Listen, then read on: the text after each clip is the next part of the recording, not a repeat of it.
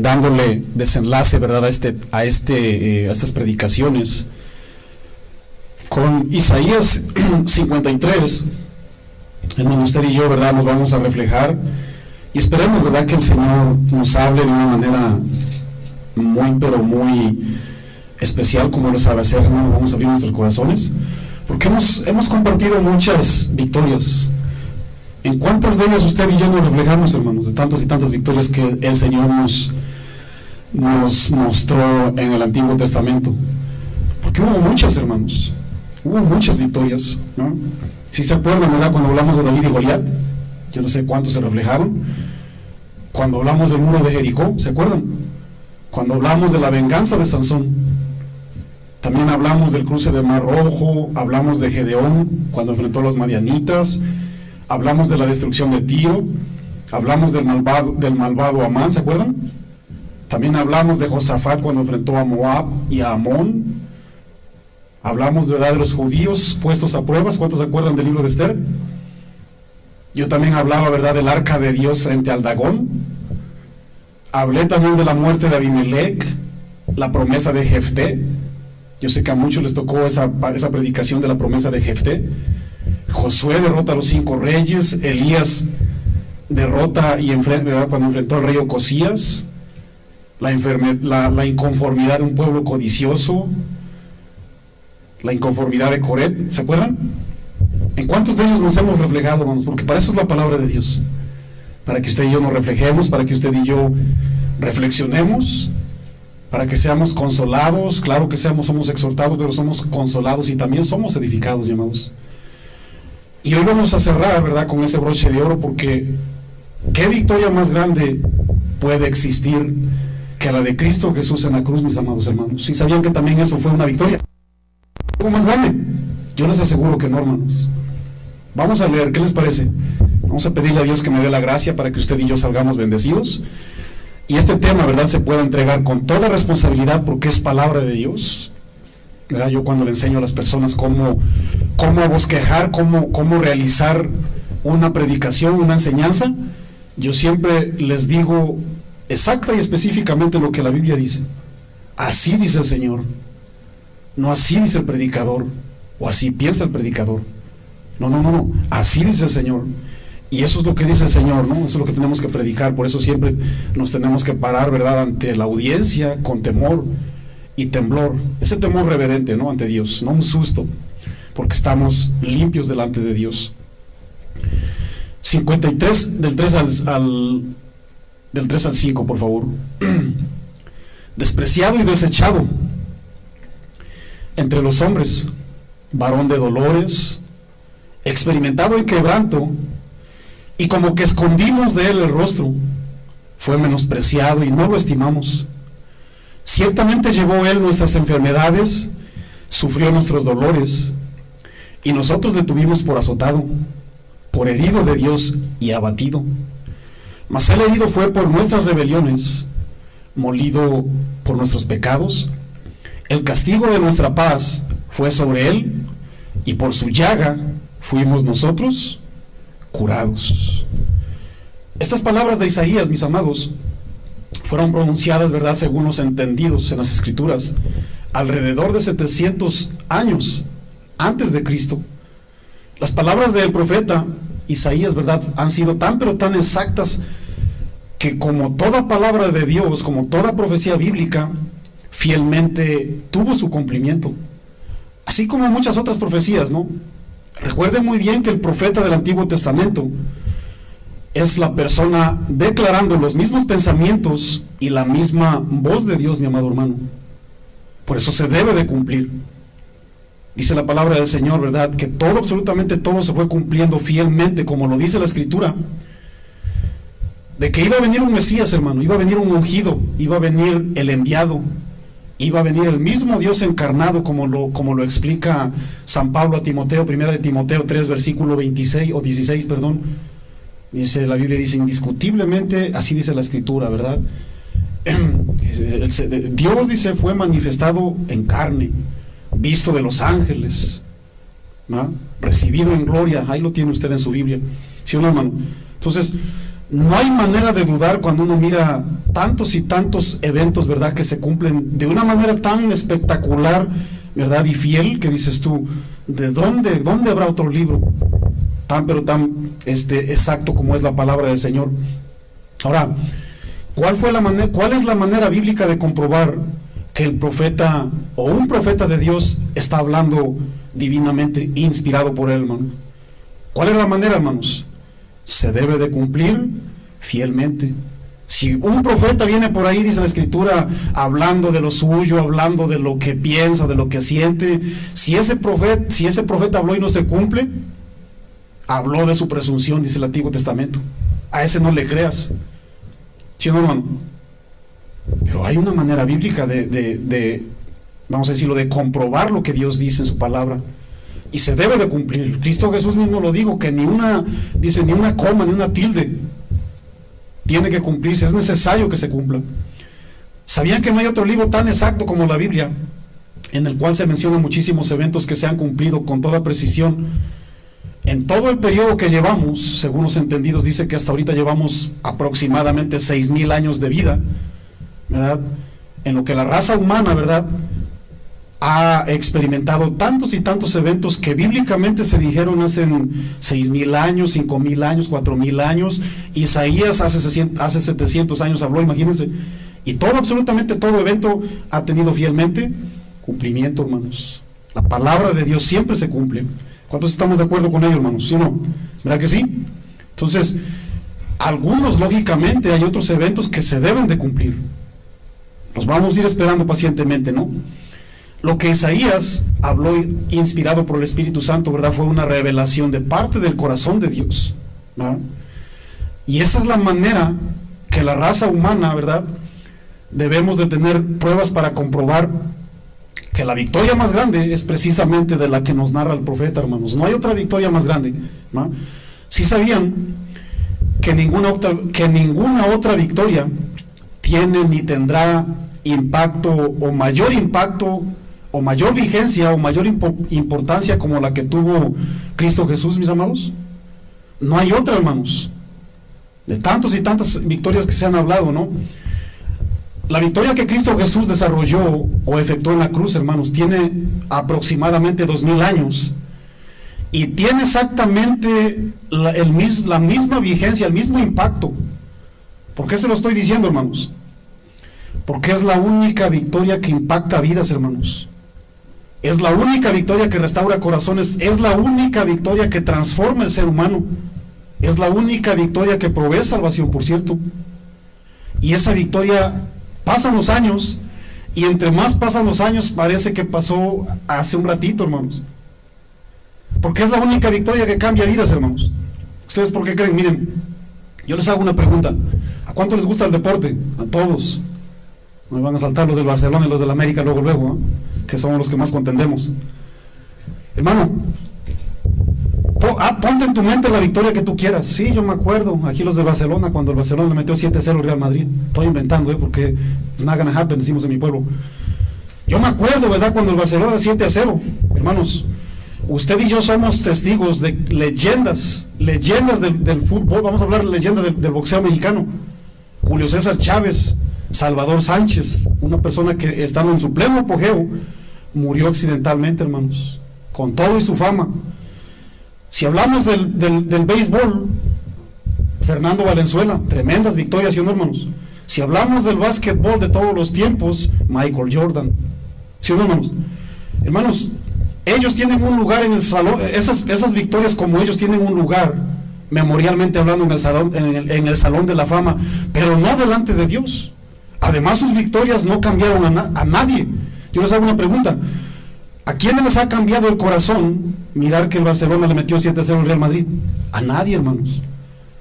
Cuando Fernando Valenzuela obtuvo muchísimas victorias, que dicen por ahí que hubo toda una revolución, porque los hispanos empezaron a recibir tremendo racismo ahí en la ciudad de Los Ángeles, pero como Fernando Valenzuela era una representación hispana, ¿no?, mexicana, dicen por ahí, ¿no?, que hizo toda una transformación.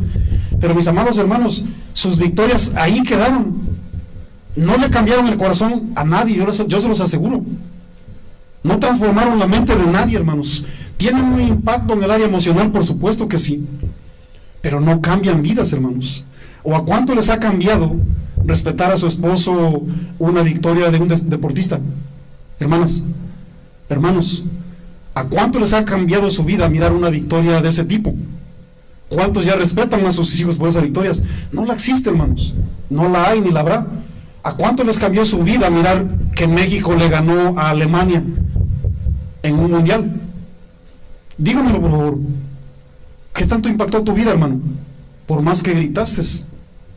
No hay victoria ni vida más que la de Cristo Jesús que impacte vidas, hermanos. Cristo Jesús murió y resucitó aproximadamente hace 2000 años. Y parece que lo estamos viviendo una vez más, hermanos. No sé si a usted le pasa. Eso sí transforma la vida. Eso jamás se nos olvida, hermanos. Al menos a un siervo que tiene usted delante. Jamás se me va a olvidar, hermanos, cuando Cristo Jesús impactó mi vida. La victoria de Jesús en la cruz era necesaria, hermanos, porque estaba en peligro su propia creación, hermanos. La victoria de Jesús tuvo que ser necesaria porque la raza humana estaba en peligro y Jesús decidió descender. Ningún hombre hubiese sido capaz de tomar ese reto, hermanos. De hecho, la misma perfección humana del hombre lo descalificaba para atreverse a tomar el lugar de Cristo Jesús. No calificábamos, hermanos. Solamente Cristo Jesús tenía todas esas cualidades de realizar esta grande y única y divina hazaña, mis amados. Solo Jesús reunía los requisitos, porque Él, verdad, dice la palabra del Señor, que no se halló falta y no se halló falla, no se halló pecado en su boca, mentira. Fíjense lo que dice otra versión en los versículos que vamos a comenzar a desarrollar. Escuchen bien lo que dice la Biblia ahí en Isaías 53. La Reina Valera dice algo diferente cuando dice: ¿quién ha creído nuestro anuncio? ¿Y quién se ha manifestado el brazo de Jehová? Voy a subrayar la palabra brazo de Jehová, ¿ok? Subirá cual renuevo delante de él, y como raíz de la tierra seca. No hay parecer en él, ni hermosura le veremos, mas sin atractivo para que le deseemos. Escuchen bien lo que dice la palabra de Dios para todos. ¿Quién realmente creyó lo que oímos? ¿Quién vio en ello el gran poder del Señor? Creció de delante de Dios como un retoño, como una raíz en tierra seca. Imagínense, mis amados, una raíz en tierra que no tiene humedad. No había en él hermosura o majestad como para que nos fijáramos en él. Habla de Jesús, No había en él nada atrayente como para que nos gustara.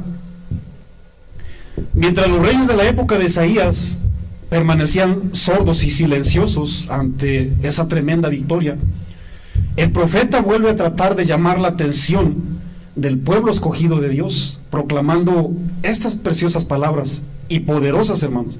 Si hay algo que tiene poder, es la palabra de Dios. A veces usted y yo hablamos de una manera llamativa, ¿no? Pero lo único que va a cambiar corazones, mis amados hermanos, es la poderosa Escritura. Por eso él estaba diciendo: ¿quién ha creído a nuestro anuncio? Esto lo dijo por el número de creyentes que era bastante pequeñísimo en el Israel antiguo, hermanos. La triste historia se vuelve a repetir. Los que creemos en Jesús somos tan poquititos que nos asemejamos a aquel pueblo que estaba escuchando la misma voz de Dios. ¿Quién ha creído? Hoy hacemos lo mismo, hermanos.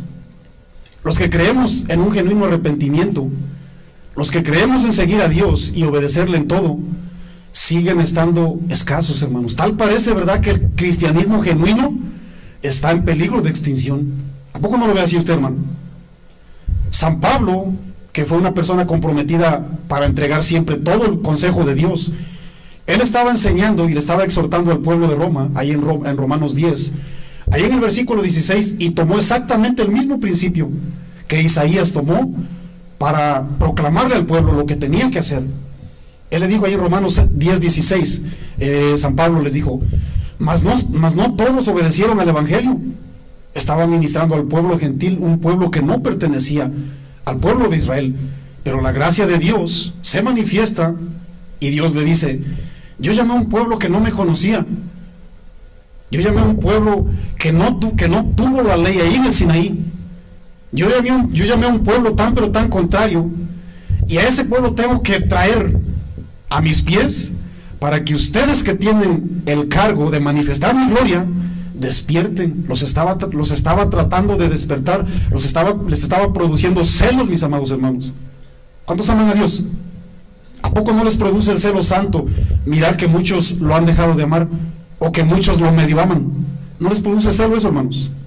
Miren, yo cada vez que veo, ¿verdad?, que el amor de las personas se está apagando, cada vez que veo, ¿verdad?, que ya no hay ese culto reverente ante Dios, hermanos, en lugar de que me aleje de Dios, todas esas actividades y manifestaciones me mandan un reto para que yo me acerque más y más al Dios vivo, hermanos.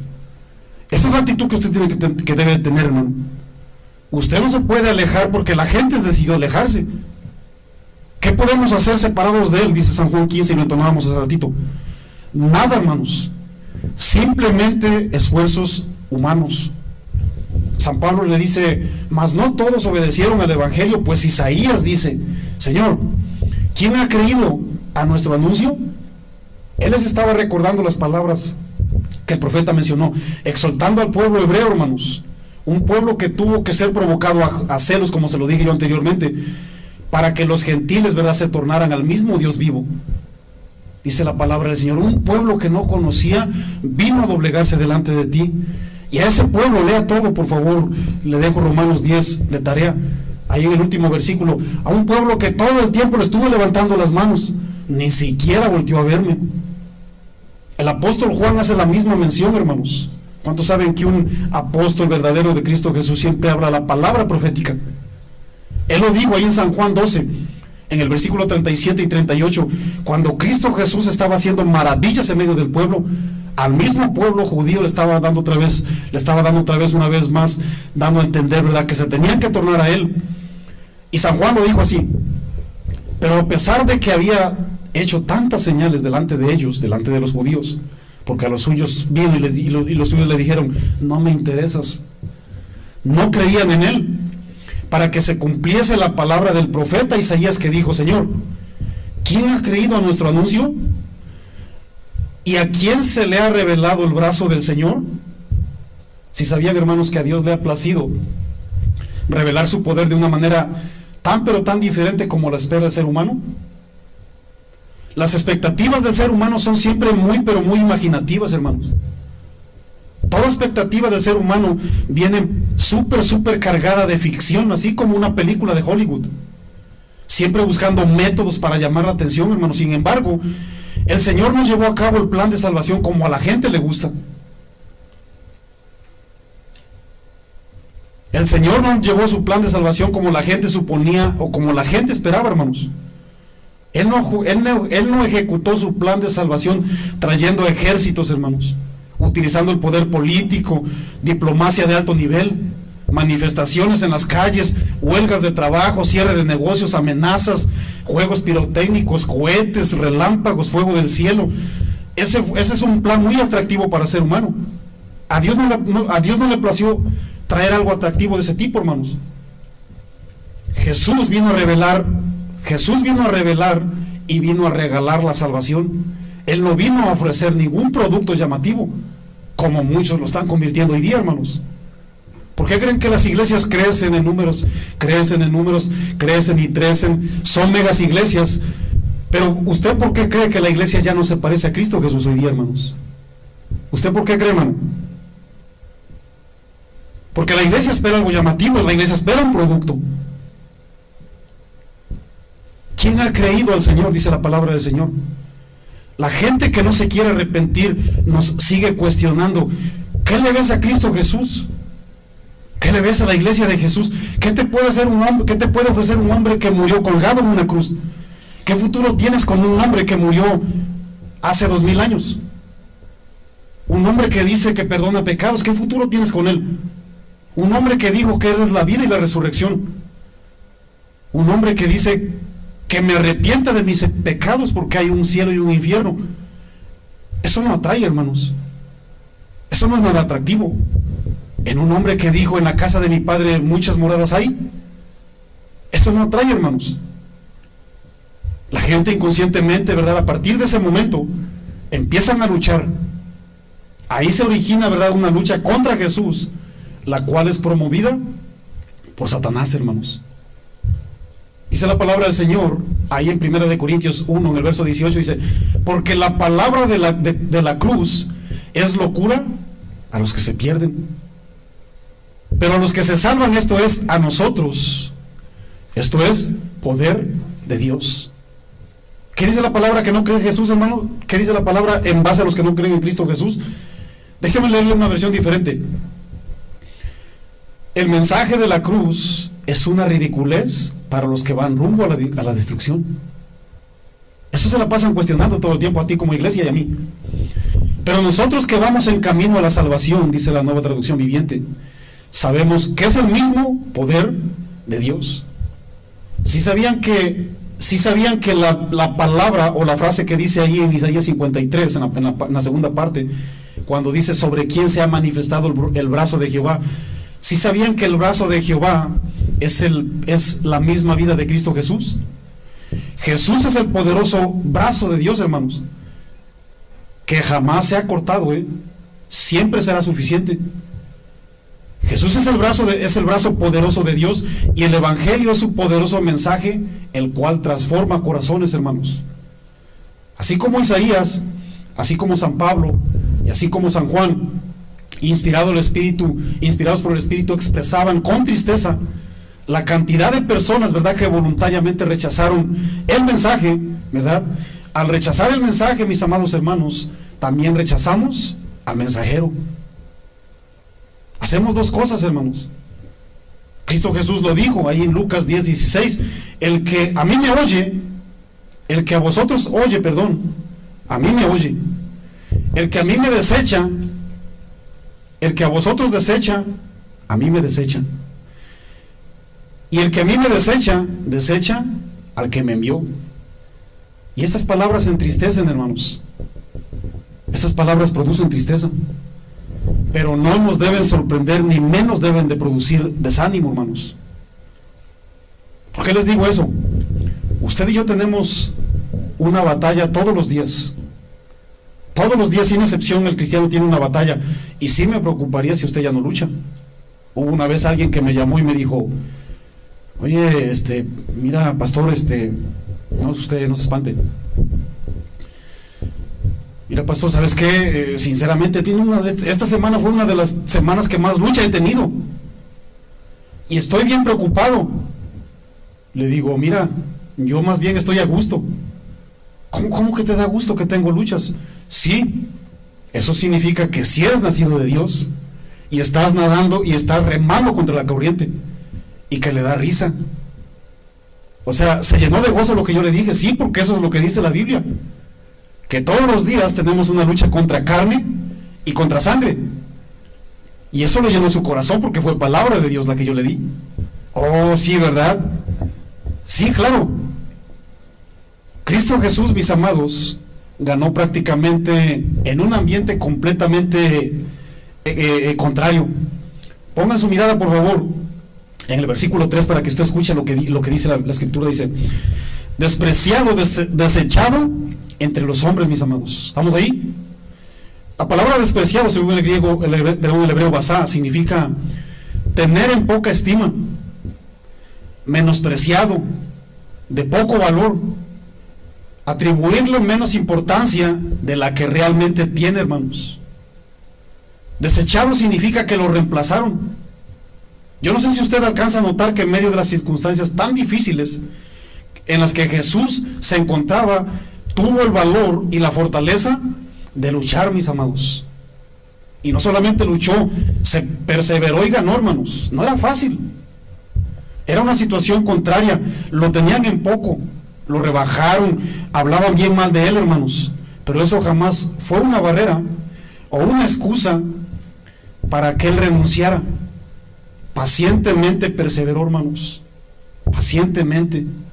¿Qué hacemos usted y yo, por cierto, cuando recibimos críticas, hermanos? ¿Qué hubiera hecho usted en lugar de Cristo Jesús?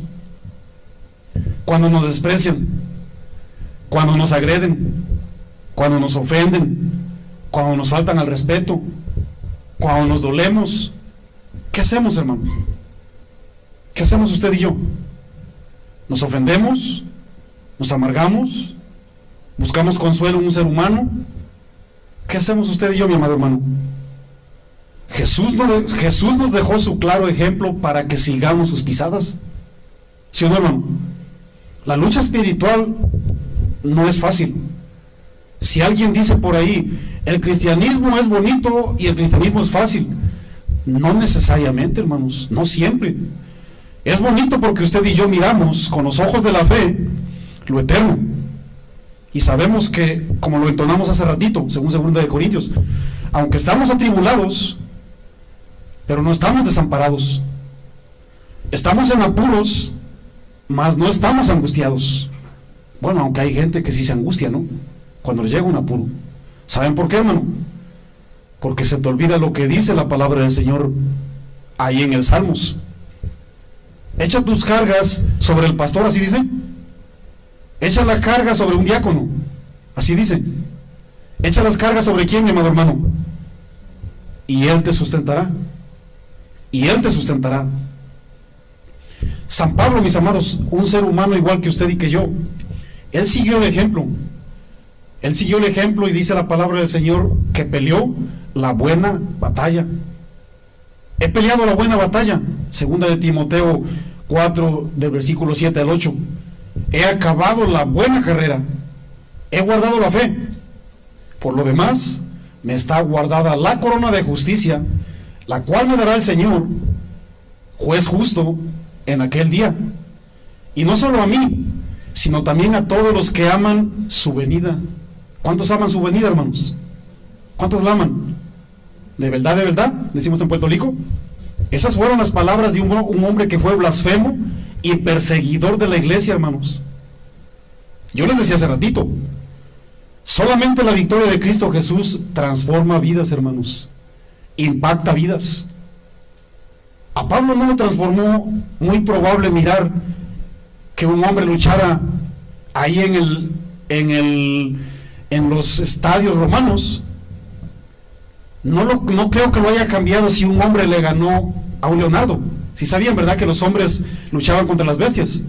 Bueno, tenemos el vivo ejemplo de David. A él se le venían los leopardos y los osos, dice la palabra del Señor, los mataba. Él los echaba a correr. Dice la palabra del Señor, donde miraba yo que no me hacía caso y quería devorar a una de las ovejitas, le echaba yo mano y crán. Esas victorias no impactaron la vida de nadie, hermanos. Además, ¿en el nombre de quién lo hacía este hombre, hermanos? En el nombre de Jehová. Le ganó un grandulón. ¿Sí o no, hermanos? En el nombre de Jehová. Usted viene, ¿verdad? Tú vienes ahí, ¿verdad? Con espada, mas yo vengo en el nombre de Jehová. Con sus 5 piedras, ¿no? Dicen por ahí los entendidos, que eran los 5 hermanos de este gigantón, para que se den cuenta que se oponen al pueblo de Dios.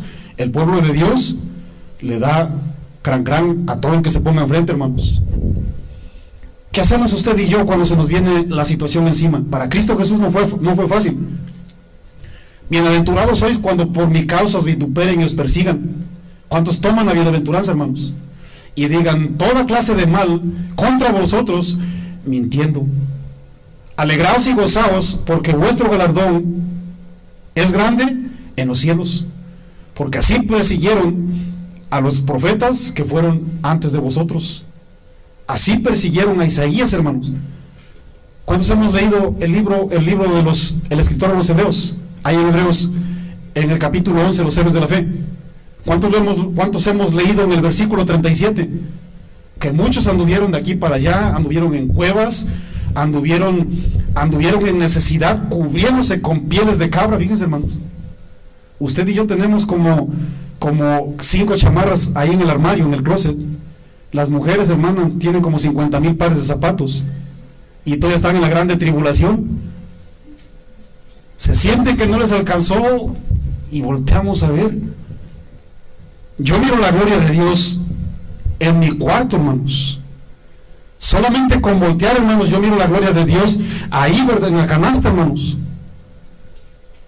Yo no quiero ser jactancioso, hermanos, pero miren, yo no soy multimillonario, me falta el dinero muy probable. Pero yo cada vez que volteo las cosas, miro la gloria de Dios, hermanos. A veces inicia la semana, de lunes a domingo, a veces ya es miércoles y nosotros todavía tenemos comida, hermanos. Ahí dirás, pues no comes, Marco. Dios es testigo, hermanos, de los manjarazos, ¿verdad?, que nos cocina Rosy y Ernesto. Yo miro la gloria de Dios, hermano. Pero cada quien, ¿verdad? O sea, cada quien saca tantas y tantas cositas tan tontas que... ¿Cuál tribulación, mi amado hermano?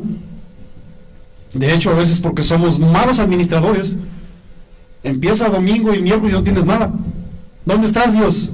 ¿Dónde está la sabiduría que Dios te dio para administrarte? ¿Dónde está? ¿Quién te dijo que malgastaras? ¿Quién te mandó a meterte ese préstamo? ¿Quién te dijo? Es que Dios me dijo, Yahweh, decimos en mi pueblo. ¿Cuál Dios? El de tu terquedad. Estos principios nos enseñan, mis amados, cuando dice la Biblia, gozaos y alegraos. La palabra de Dios nos exhorta a que no desmayemos ni nos apartemos.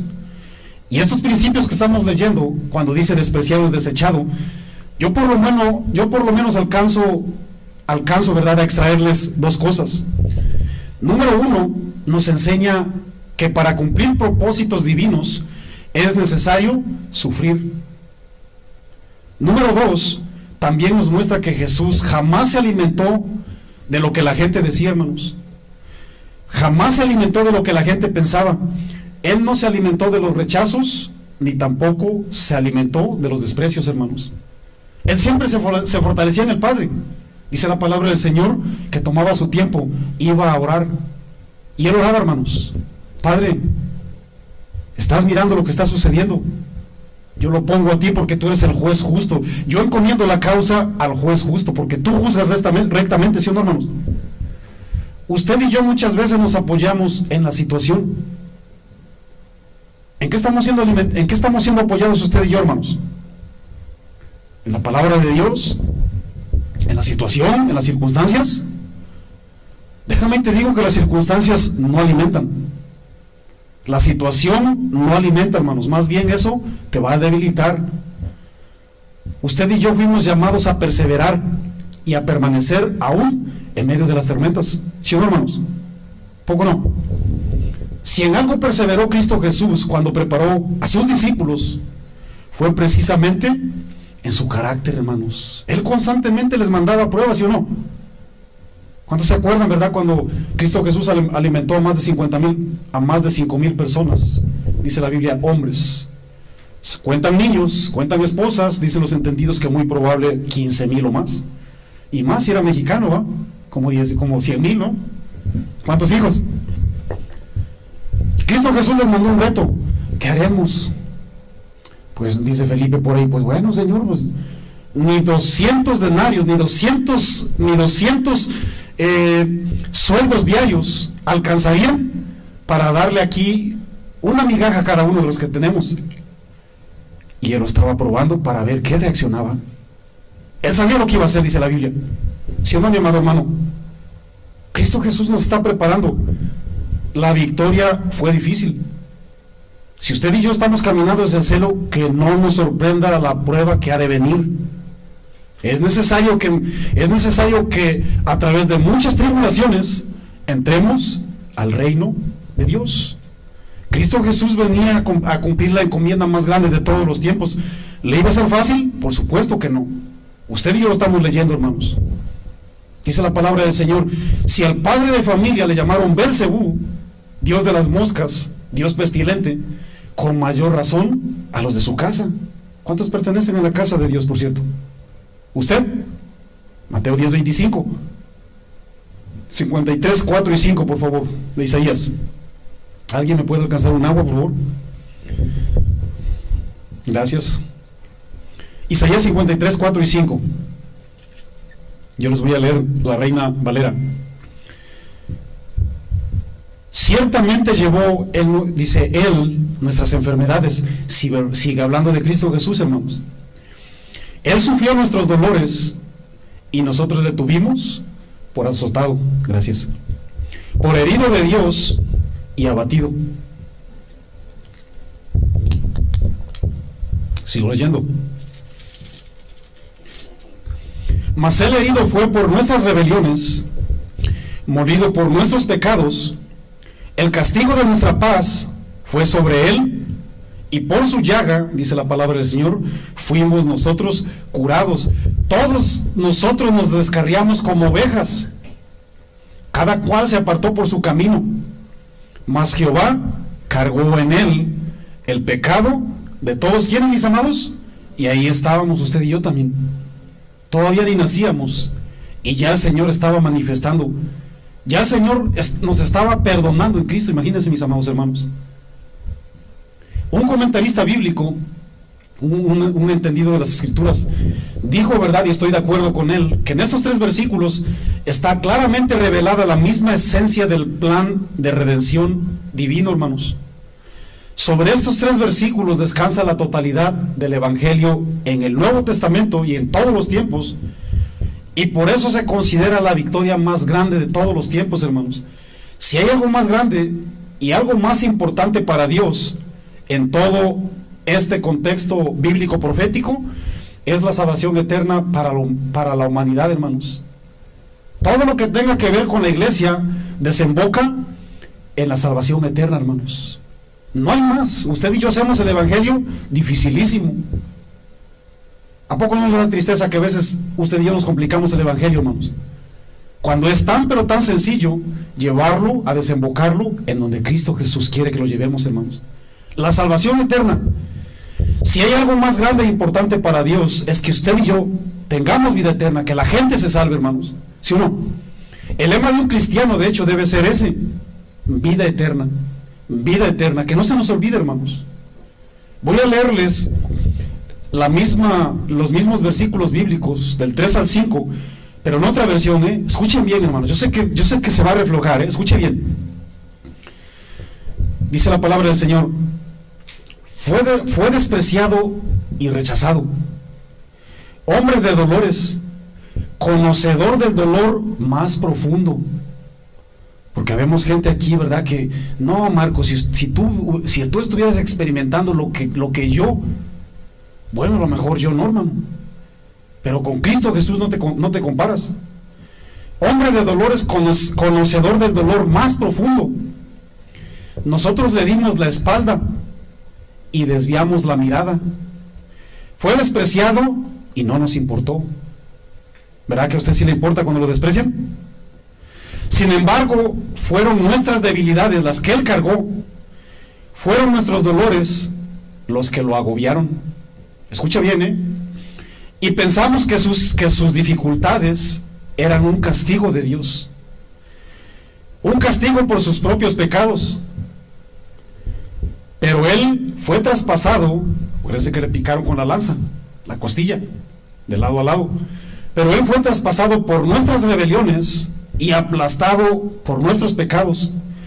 Fue golpeado para que nosotros estuviéramos en paz, golpeado para que usted y yo obtuviéramos esa paz. Fue azotado para que pudiéramos ser sanados. Solamente imagina el compromiso de Jesús, mi amado hermano.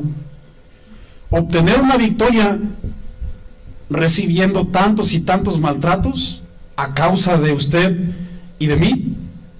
Él no tenía que ver en lo absoluto, hermanos. ¿A cuántos de repente les pesa cuando hacemos un error y te hacen caer la justicia? Creo que la mayoría, ¿va que sí? Al fin y al cabo fue un error y al fin y al cabo debe de haber justicia, ¿sí o no? Pero bueno, eso es justo. El Cordero de Dios no tenía nada que hacer, hermanos, en la cruz. Nada absolutamente, por lo que a Él respecta. Dice en el versículo 6, ahí en Isaías 53, versículo 6: todos nosotros nos descarriamos como ovejas. ¿Estamos ahí?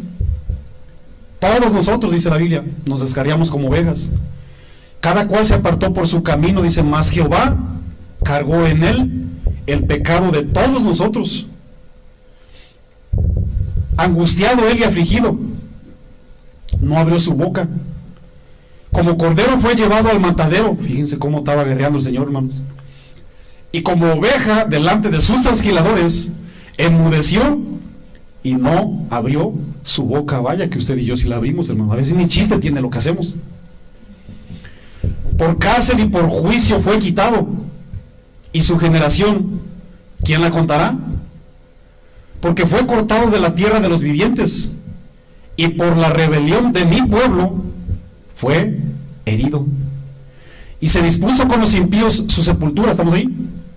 Mas con los ricos fue en su muerte. Aunque nunca hizo maldad. Ahí está, mis amados hermanos, ahí estaban las cualidades que calificaban a Cristo Jesús para que resolviera la vida eterna de toda la humanidad en esa cruz. Aunque nunca hizo maldad, ni hubo engaño en su boca, hermanos. Qué carrera tan más difícil, hermanos, en esta tierra. La carrera de Cristo Jesús en esta tierra y su lucha concluyeron hasta el día de su muerte, hermanos. Y su victoria la mostró en su resurrección. ¿A cuánto les cuesta entender lo que Jesús ganó muriendo? Porque ganar muriendo, ¿a poco no les suena como contradictorio, hermanos? Alguien que murió ganó. Marco, me lo expliques, por favor, porque muchísimas personas, yo una vez, ¿verdad?, estaba yo compartiendo el evangelio a un grupo de conocidos por ahí, ¿verdad?, en un trabajo, y yo les decía, ¿no sabían que Cristo Jesús dio su vida por ustedes? ¿No sabían que Cristo Jesús ganó para que usted y yo tengamos vida eterna? Y una persona se burló, dijo malas palabras, ¿no? Que Dios lo perdone porque no sabe lo que dijo. A esta persona que lo mataron en una cruz y dices tú que ganó, así me lo digo, hermanos. ¿Cuántos entienden eso, hermanos? Yo les aseguro que muchos ya dentro del cristianismo aún no lo entienden, hermanos. ¿Cómo que murió? ¿Cómo que ganó muriendo, Marco? ¿Cuántos nacidos de Dios hay aquí, hermanos? ¿Cuántos nacidos de Dios hay aquí? Cuando andábamos en el mundo viviendo nuestros deleites carnales, haciendo la voluntad del príncipe de este mundo, ¿cuántos se daban cuenta que estaban muertos? ¿Me lo pueden explicar? Yo no me daba cuenta que estaba muerto. Ese es mi caso, no sé usted. Yo no me daba cuenta, hermano. Dice la palabra del Señor ahí en Génesis 2:17, si no estoy mal. Dios les dijo a la primer pareja: del árbol del bien y del mal no comerás, porque el día que de él comas, ciertamente ¿qué? Morirás. Eso es lo que veremos, hermanos. Adán y Eva no lo sepultaron en una caja en ese ratito. La muerte espiritual, sin excepción, te guste o no, una persona que nace del vientre de la madre lo recibe. Nos guste o no, hermanos. Esa es la herencia adámica según la Biblia. Pablo lo reconoció y le dijo al pueblo de Éfeso, ahí en Efesios 2:5, aún estando nosotros muertos en pecados, él no se acordaba, si no, no hubiera perseguido a la iglesia, si no, no hubiera obtenido cartas de los reyes para matar a tanta y a tanta gente. Él estuvo de acuerdo y permitió cuando mataron a Esteban, hermanos, a un diaconazo, a un tremendo diaconazo. Tremendo en las escrituras este diácono Esteban. Aún estando muertos en pecados, dice, nos dio vida juntamente con Cristo. Por gracia sois salvos. Muerte espiritual, hermanos. Físicamente la gente tiene vida. La gente se mueve, la gente camina, la gente le da hambre, la gente tiene sueño, no se me duerma por cierto usted. La gente trabaja, pero espiritualmente sigue muerto. Siguen muertos, hermanos. ¿Por qué? Por la herencia adámica. Así de sencillo, hermanos. Todo ser humano, al nacer del vientre de la madre, sin excepción, nace muerto, hermanos. ¿Qué significa eso, Marco? Es insensible a la voz de Dios. No puede obedecerlo. El hombre natural no percibe las cosas espirituales, porque es necesario que se perciban espiritualmente hablando. Por eso la Biblia dice, el espiritual todo lo juzga, El espiritual lo entiende, ¿sí o no? ¿Sí o no? ¿Verdad que sí? Entiendes ya cosas carnales, pero también entiende las espirituales. El espiritual todo lo juzga, todo lo entiende. Antes, ¿qué entendíamos, hermanos? Darle vuelo a la hilacha, decíamos en México, ¿verdad que sí? Lo que es nacido de la carne, un bebecito, carne es, dice San Juan 3, versículo 6. Un ser nacido, ¿verdad?, por la unión de un hombre y de una mujer jamás produce vida espiritual. Simplemente produce vida física. Escúcheme bien los que no han nacido de Dios, para que nazcan aquí, por favor, porque ese es el regalo más grande que te puedes llevar. Si usted y yo miramos que alguien nació por gracia de Dios, simplemente somos seres humanos. Eso no produce vida espiritual. En cambio, el arrepentimiento genuino, ¿qué produce, hermanos? Lo que es nacido del Espíritu, Espíritu es, porque es nacido de Dios. Eso sí produce vida espiritual, mi hermano, según San Juan 3, versículo 7. Sabemos que todo aquel que es nacido de Dios no practica el pecado. ¿Se dan cuenta cómo ya nos alejamos del mundo, hermanos? ¿Ya se dieron cuenta? ¿Sí o no? Ya tenemos la naturaleza de Dios. Yo quiero aislar esta enseñanza para que entendamos por qué Jesús murió, porque no lo vamos a saber explicar, hermanos. Jesús murió en la cruz y ahí te quedas nomás. Sabemos que somos de Dios y el mundo entero está bajo el maligno, primera de San Juan 5:19. Sabemos que somos de Dios, ahí estamos usted y yo. Y el mundo entero que no ha nacido está controlado por Satanás. Todo aquel que no se ha arrepentido de Dios, hermanos, de sus pecados, que no se ha arrepentido genuinamente de sus pecados, una vez que ya tiene la conciencia de lo que es bueno y lo que es malo, sigue haciendo la voluntad del diablo, le guste o no, según la Biblia. Sigue siendo controlado por Satanás. El ser humano no regenerado aún vive bajo el imperio espiritual que es controlado por Satanás. Ahí en Hebreos 2, versículo 14 y 15, escuchen bien lo que dice la palabra del Señor. Subrayen ese versículo, por favor, porque les va a ayudar mucho cuando expliquen la muerte de Cristo Jesús. ¿Por qué ganó?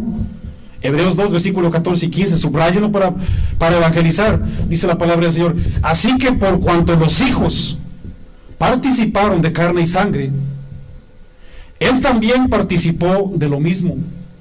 Por eso mucha gente no entiende que el Espíritu Santo cubrió a María y nació el ser santo, sino espermas de hombre.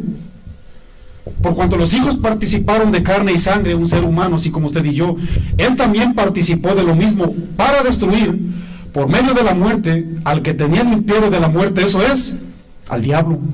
¿Y qué más, Marco? Y librar, subrayalo por favor, a todos los que por el temor de la muerte estaban durante toda la vida sujetos a servidumbre, sujetos al pecado, sujetos a la voluntad de Dios, echando su vida a perder, mi amado hermano, viviendo en deleites y vicios de la carne, aflicciones, adicciones.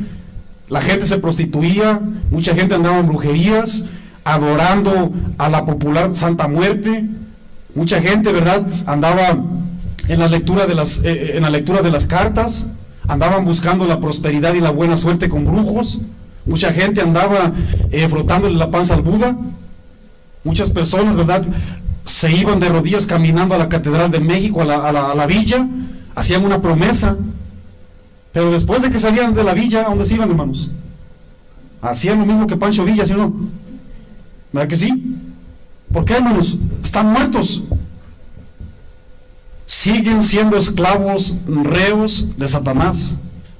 Satanás es enemigo de la cruz. Y Satanás está trayendo muchísima gente. De hecho, espiritualmente Satanás trae un tremendo ejército que usted y yo no podemos ver. Y ya se hizo también de un ejército, literalmente hablando. Y somos más que ustedes. Son ellos más que usted y yo. Si ahorita se hiciera un desfile de las personas que verdaderamente son genuinos, arrepentidos, y se hiciera un desfile de la gente que no quiere saber nada de Dios, aunque dicen que sí, según los cálculos, según los estudios, nos ganan, hermanos. Si sabían, verdad, que por ahí se hizo un estudio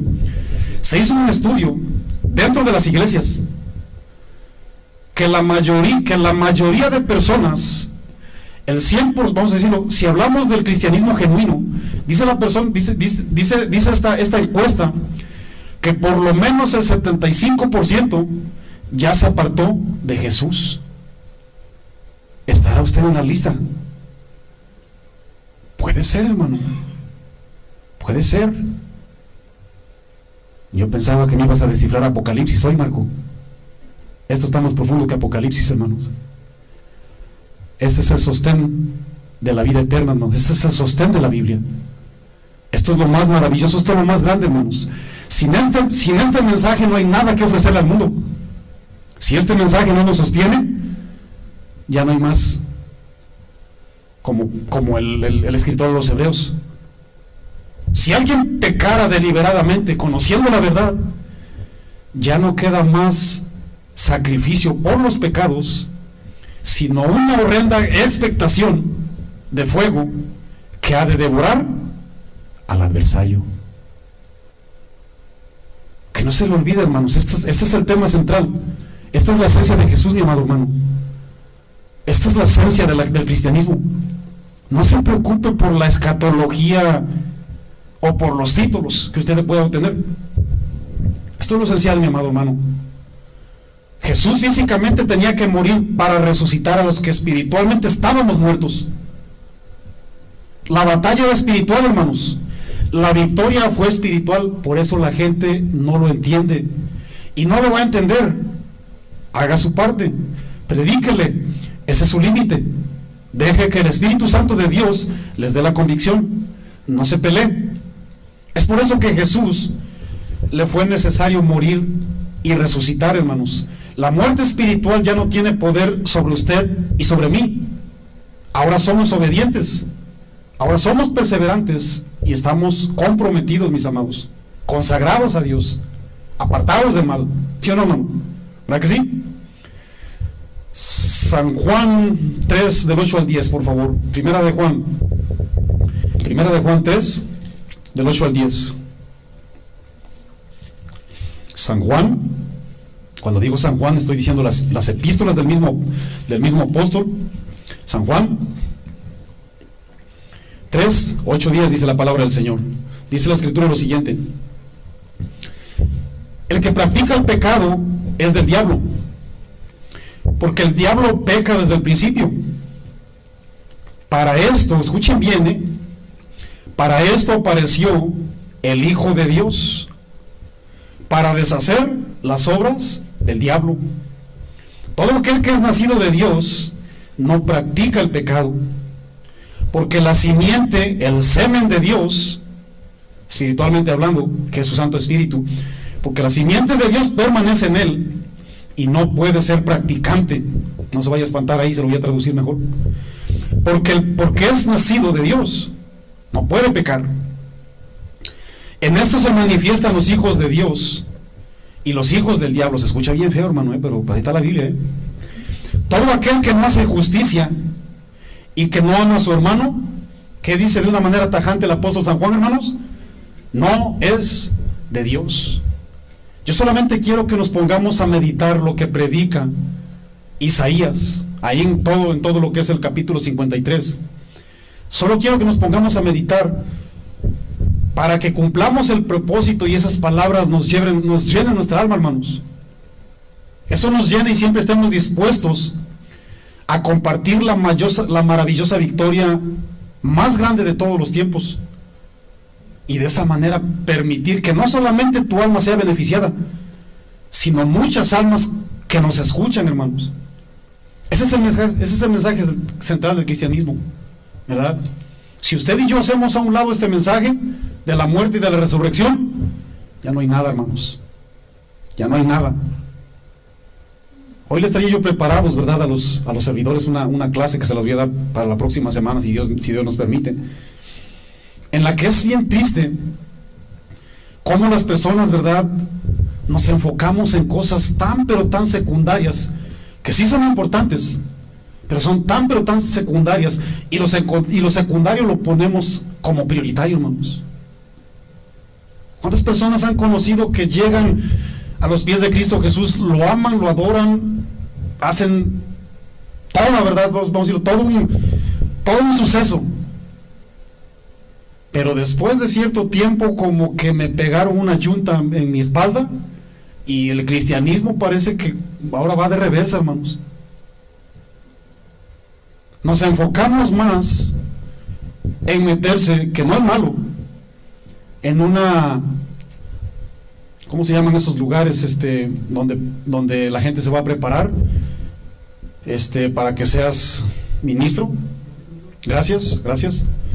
Nos enfocamos más en desarrollarnos en un instituto bíblico, que llegamos al grado de que te cultivas solamente intelectualmente hablando, pero en lo espiritual no pasa absolutamente nada, hermanos. Y pregúntale a muchísimos pastores que han cursado todo un instituto bíblico, nomás de repente volteas a ver a sus vidas y ¿qué pasó ahí? Oh, un hombre así, mira. Haz de cuenta, ¿verdad? Como que le echaron un humo a un globo. Un tremendo, ¿verdad? Casi como pavo real.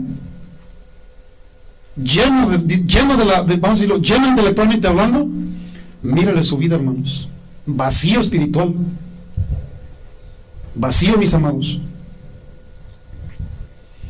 Por eso les vuelvo a reiterar: la victoria de Cristo no se puede utilizar usando la lógica humana, hermanos. Póngase de pie, por favor. No trate de sacar cuentas con su intelecto humano, hermanos. No le van a coincidir los números, yo se lo aseguro. Le digo esto, ¿verdad? Yo le digo esto. Regrese por favor conmigo a la profecía en Isaías. Le digo esto, hermano, porque Cristo Jesús, hace alrededor de 2000 años, dio su vida, peleó por ti, peleó por mí, peleó por su iglesia. Y humanamente hablando, si alguien mata, si alguien asesina, la ley dice: eres homicida, tienes que ir a la cárcel. Eso es lo justo. Alguien te roba, llamas al 911, el 911 lo toma, se lo lleva como reo, le pone una buena multa. Eso es lo justo, hermanos. Sin embargo, hubo un hombre que no tenía nada que ver con eso, hermanos. Usted muchas veces, ¿verdad?, ha sido testigo de que hay gente bajo condenación, que ya sin manera de salir, ¿verdad?, bajo dinero, ¿verdad?, están condenados a la silla eléctrica.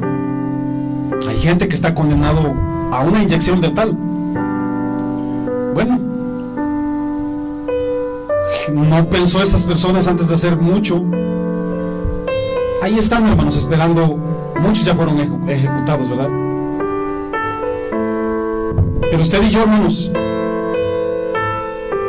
recibimos de parte de Jesús lo inmerecido, lo inimaginable, lo inesperado. Él mostró su eterno amor derrotando a Satanás.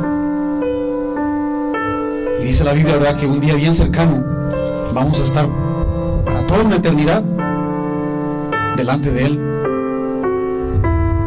Dice la palabra del Señor ahí en el versículo 10, Isaías 53, versículo 10. Con todo eso Jehová quiso quebrantarlo, dice, sujetándole a padecimiento.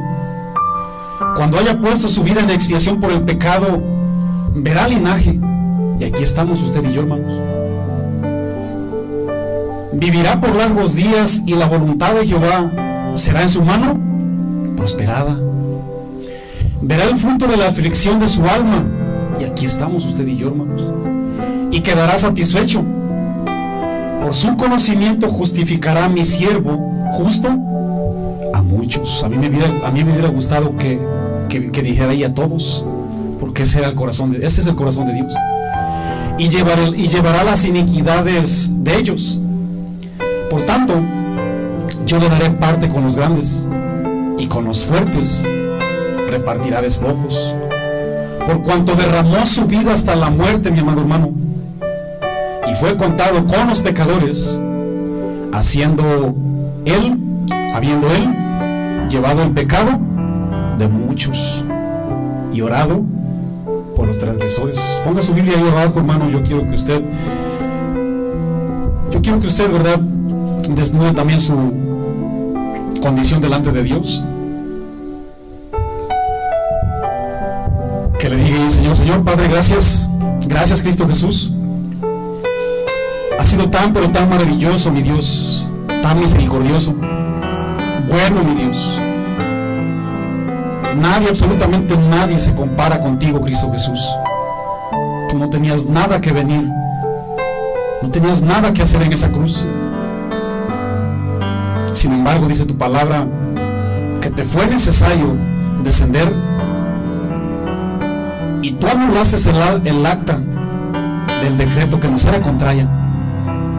Dice tu palabra ahí en Colosenses 2, en el versículo 14 y 15, que tú anulaste los cargos que había en contra de nosotros. Tú la eliminaste clavándola en una cruz. De esa manera desarmaste a los gobernadores y a las autoridades espirituales. Los avergonzaste públicamente con tu victoria sobre ellos en la cruz. Gracias, Cristo Jesús. Quiero desnudarme ante ti, mi Señor y mi Dios. Quiero declararte, Señor, que hoy tenemos vida, hoy tengo vida, por esa tan, pero tan grande e inigualable victoria que impactó mi vida, Señor. Podemos hablar de muchas victorias, podemos hablar de muchas de ellas, mi Dios. Esas no impactan ni cambian la vida de nadie. Te rogamos, Señor, mi Dios, que así como tú has cambiado mi vida, también cambies a muchos. Si usted no ha nacido de Dios, hermano, dígale ahí conmigo: Señor, yo creo que tú moriste, yo creo que tú tienes un lugar conmigo en la eternidad. Abra su corazón, hermano, si usted no ha nacido de Dios. Yo considero que tú verdaderamente venciste la muerte, porque yo estaba muerto. Era necesario verte muerto y resucitado para que esa muerte que heredamos de Adán y de Eva, tú la vencieras y ya no fuera yo más reo del pecado. Ahora somos pecados por amor, somos esclavos por amor, y quiero obedecerte, mi Dios y mi Señor. Gracias por ganar en esa cruz. Todo estuvo en contra de ti, Cristo Jesús. Gracias, Señor, por esa tan maravillosa victoria, esa victoria que ha penetrado en mi alma y en mi corazón. Y te ruego por aquellos que aún no te han recibido. Recibe, Padre Santo, en tu gloria aquellos que aún no se han arrepentido, Señor. Y gracias por guerrear, Señor. Te damos gloria, te damos honra, te damos la alabanza, te damos el poder. Pero también quiero darte un fuerte aplauso. Apláudalo muy fuerte, hermano, a Dios. Es para ti, Señor, mi Dios. Gracias por hacer esa maravilla en la cruz, mi Dios. Gracias por luchar por mí, Señor. Gracias, Señor. Gracias en nombre de Cristo Jesús. Amén.